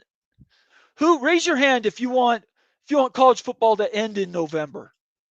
Oh, I'm done with it. I don't need to watch any more college football. Every one of you that said that's true is lying to yourself. I know you're not. You don't believe that because you wouldn't be watching my show if you did. None of us want that to happen. We want football from dawn to dusk, 365 days a year if we could get it. It's nonsense to say we don't want more playoff games. Who cares if you have first round blowouts? It's more teams in the dance, and that's more people watching the playoff. And in my opinion, that's all that should matter. It's my show. It's my opinion. You guys have been subjected to it. I appreciate everybody being here tonight. This has been awesome. I'm going to repost this really quick. I apologize. Give me a second. There we go. Now let me repost it. There we go. Do a quick reset. This is a call-in show. I know there's over 200 people watching on X and on YouTube. Call in right now, 801-899-6203. I will talk about whatever you want to talk about. I would love rivalries to get together. I would love just more content at the end of the day. Lee, valuable member, has been a member around here of the College Football Mafia family. I'm not tied to any specific AQ model, but I'm old enough to remember FSU earned it on the field by going 13-0 and got left out of the playoffs. Yes, Lee, you are right. Could not be more right. You are most right. Yeah, you got it. That should not have happened. The only way to fix it is have more teams qualify. If we would have been a 12-team playoff, Florida State would have been in. They wouldn't have got a bye, but at least they would have been in the tournament, right? We need to go to 16 or 18 or 24. I need more content. More.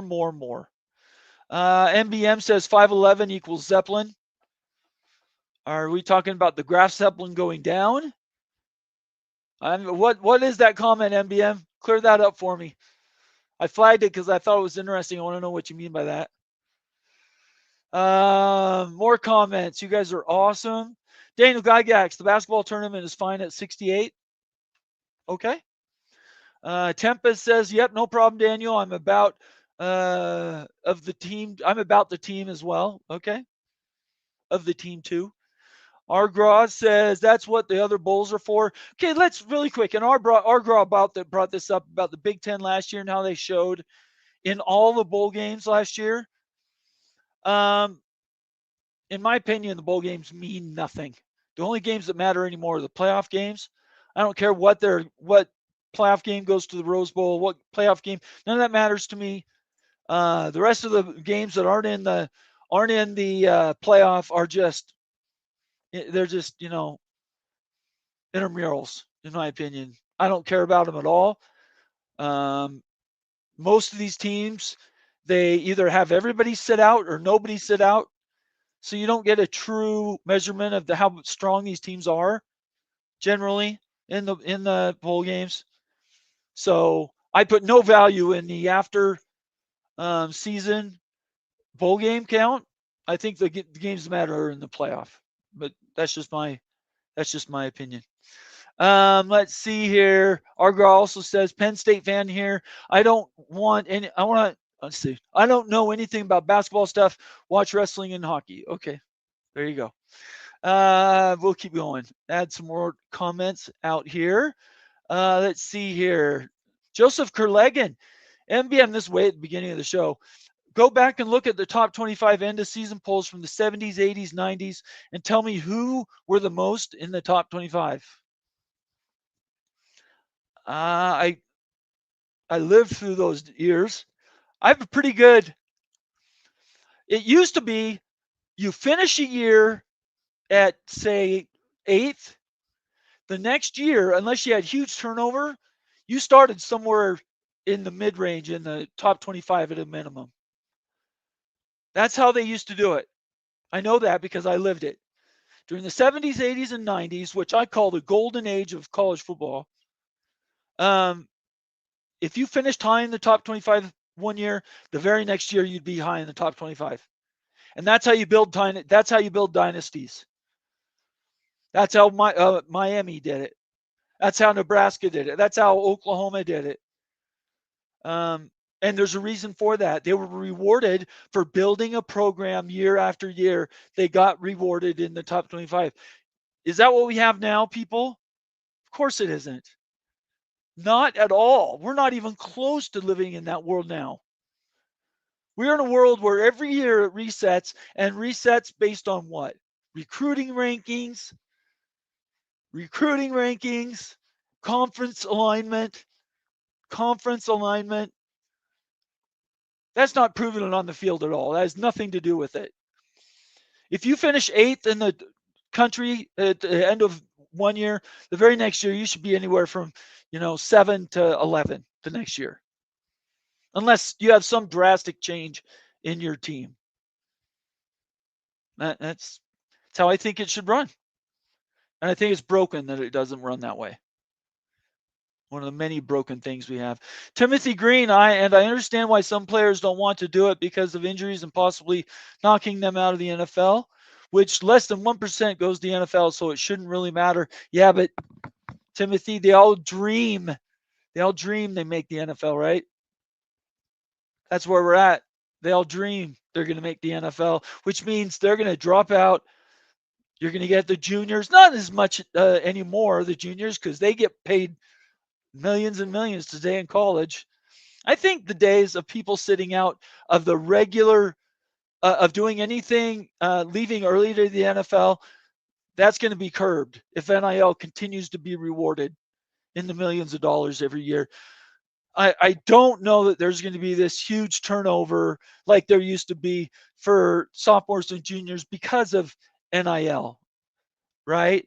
But you get to the end of your life and you're a high junior or a senior, you're not going to play that bowl game unless you're in the playoff. You're not going to play. You have a risk reward situation. The only way I think you could get more people to go to a playoff and participate is if you give them bonuses to show up and play in their conference championships and any bowl games. If you're going to pay them a bonus, $100,000 to go and play the Peach Bowl, people will show up. I think that's how you get teams to show up. If you're the Sun Bowl, and you're getting the best MAC and the best Mountain West Conference team, and I don't know who goes to the Sun Bowl anymore down there in El Paso. But if you're a player and you get an extra $35,000 by a sponsor to play in that game, you're not going to sit out unless you think you're going to be a first or second round draft pick in the NFL. If you think you're going to get drafted, but probably not in the first couple rounds, you're not going to do that. That's not. You're going to play to get that. Call from Replica. Replica, what's up, brother? What's going on? Can you hear me good? I can hear you. How are you doing? Pretty good. How about yourself? I'm doing well. Everything's going well tonight. It's good to hear from you. Yeah, I figured I'd jump on for a few minutes and give me a break from monologues. Yeah, please tell me what's up. Yeah, I don't. I don't really have too much to talk about outside of what's going on recently. Glad to hear Prime is okay. Yes. Yep. That was one of my father's favorite athletes, and I actually played against one of his youth teams when I was 13, 14 years old. So did you really? Yes, in Fort Worth. We actually played a true team. I believe that was around Deion Jr.'s generation, not Shador's, but right a little bit before then. So did you get to meet him then? Not meet him personally, but he did speak to us after the game. Okay.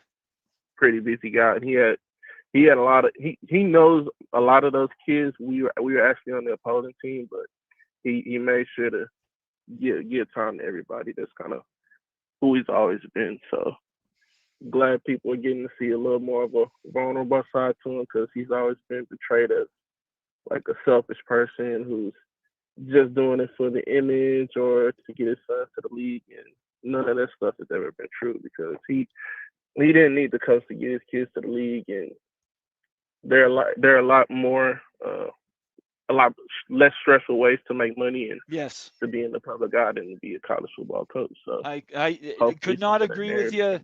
I think the only thing, there was two reasons I thought he might leave Colorado at the end of last season, and that was his health or going to the NFL. The fact he stayed at Colorado showed real character. He could have cut and run, right? At the top of his game, he could have left out there and gone to a higher profile coach, an assistant coach gig in the NFL or something. And he said, no, I'm going to dig in and I'm going to build this next class up. And that's really cool. He earned a lot of respect by doing that. Yeah. So I'm glad people are getting to see that. And that roster is more talented than people realize. I think people are just assuming it's going to be the same team minus Shador and Travis. I think right. people are in for a surprise. But have you looked at their schedule? How many games do you think they win? It really depends on two things.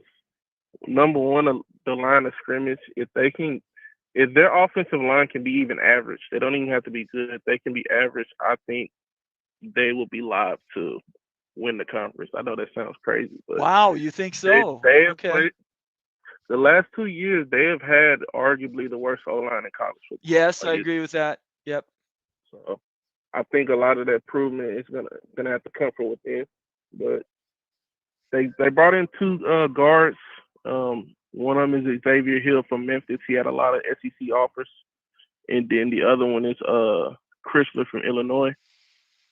If those two guys can help beef up that interior, I think they'll be just fine. But I would say somewhere in 7 or 9 wins. Okay. That's just a guess. The early part of their schedule is fairly easy outside of Georgia Tech. The back half is pretty brutal. But I think they'll be fine. I don't think it's gonna light the world on fire, but I don't expect a drop off. So, I think BYU gets them. I actually don't, and the only reason I say that is because you're gonna have to have a quarterback in the Big 12 this year.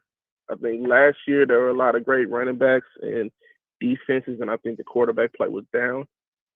So this year, with the guys that are coming back, Levitt and Sawyer Robertson and Barrymore and all these quarterbacks, you're gonna have to score points. And I don't know who BYU's quarterback is. If they can show that they can have a competent offense without Resloff, I think they'll be fine. But I need to see that. Yeah, the first 3 weeks. I don't know who the quarterbacks are. Yeah, the first 3 weeks is going to dictate the season, in my opinion. But BYU's long-term future is secure. Oh, certainly. Yeah, there's no doubt about that. We wouldn't be stressing too much over this year. But yeah, the quarterback thing was kind of a downer. But I think I'm going to be more positive than negative on them. But yeah, I just need to see it. Preview show coming up here. Yeah, I think the Big 12 will be pretty good this year. Yeah, I hope so. I want to get 2 teams in the playoff right now. That needs. I would expect all 4 power conferences to get at least 2. I hope so. In my opinion, I hope so. I think Tech has too much talent and their schedule is too manageable not to at least be in the conversation. I say the same thing for Baylor. Yeah, I think no, there's one of some those good two teams wins, this year. Yeah. and then I think there'll be another one. And then same with the ACC. I think Clemson will dominate the ACC, but I do think a second team will emerge from this somehow. I think Miami's still going to be there. I'm actually coming around on Miami. I wasn't when they first announced that they were getting back, but the closer we get to the season, I'm kind of coming around to the idea of them being pretty good again. But yeah, the dark we'll horse see in that. that conference is going to be what Florida State can do. If they can, if I they don't get think a quarterback that knows how to complete passes. DJ I don't think Ukulele they're really last a year was factor. terrible. I think the sleepers are Duke and Louisville.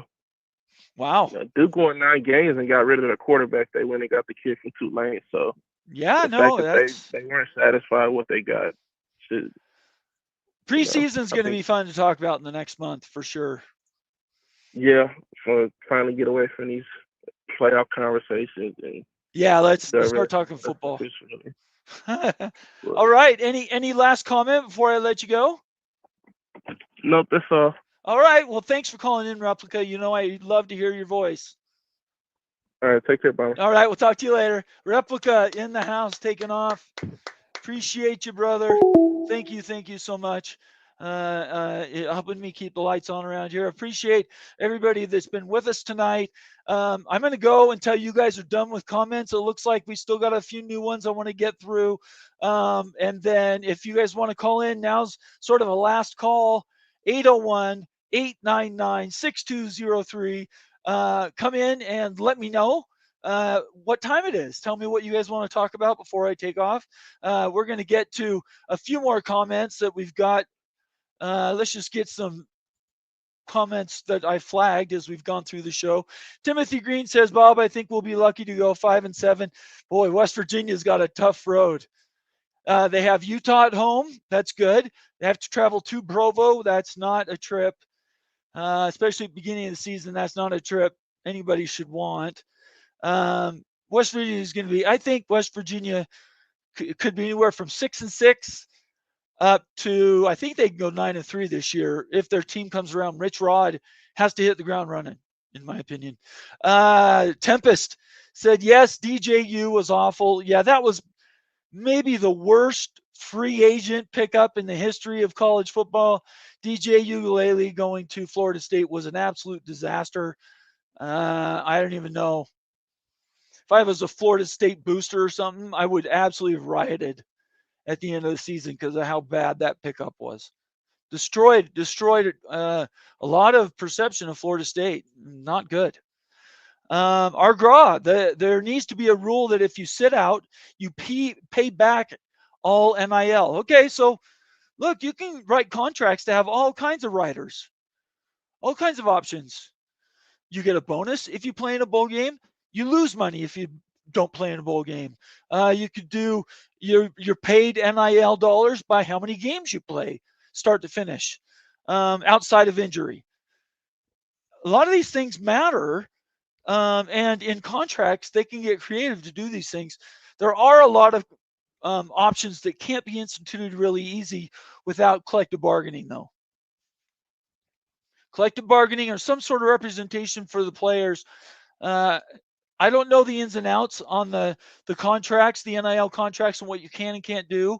So I'm not going to get into detail on that because that's one thing I haven't followed up on. But it is an open question to get people to play more games. If you're a playoff team and you play more games, add to their NIL. They're playing more games, give them more money. I'm all in on NIL.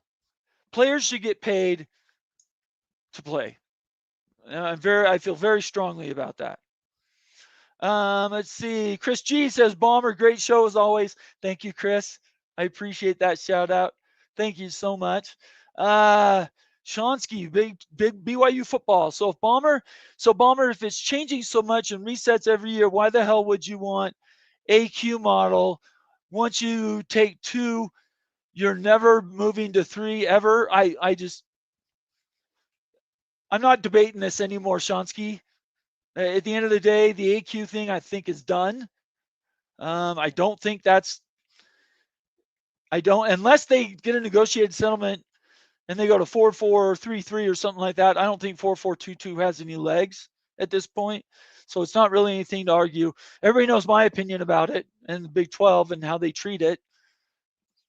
I just want a Big 12 to have 2 teams in every year and hopefully get a third. I just don't know if that would ever happen. I just don't know. All right, final calls here.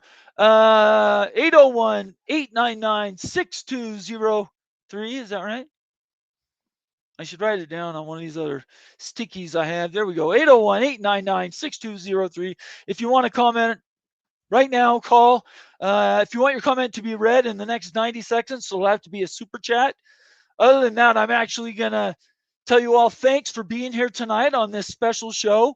I appreciate the new memberships that have come in tonight, and certainly all of the super chats from Caden the Diesel Freak. Obviously, the new members that we got from Summit Hawk. It's great to see him back in the house. Kerry Go Knowles was in. Hall of Fame college football. That would be Jason Watkins was here tonight. Thank you so much, Jason. Purple Cat Claws, the $5 super chat. Thank you very much for that. The 10 memberships. Am I missing anything else? I don't think I'm missing anything else. Timothy Green says, Bomber, very well said. Thank you for hearing that. Hang on. Call from Caden the Diesel Freak. All right, Caden, you got 30 seconds. I just want to be the last person to say, don't forget to subscribe to the College Football Mafia, and don't forget to like, comment, and subscribe. And be sure to follow my homie Nathan for all your favorite content. And Nathan, just so you know, I followed you on X or Twitter or whatever it is. I will get you back.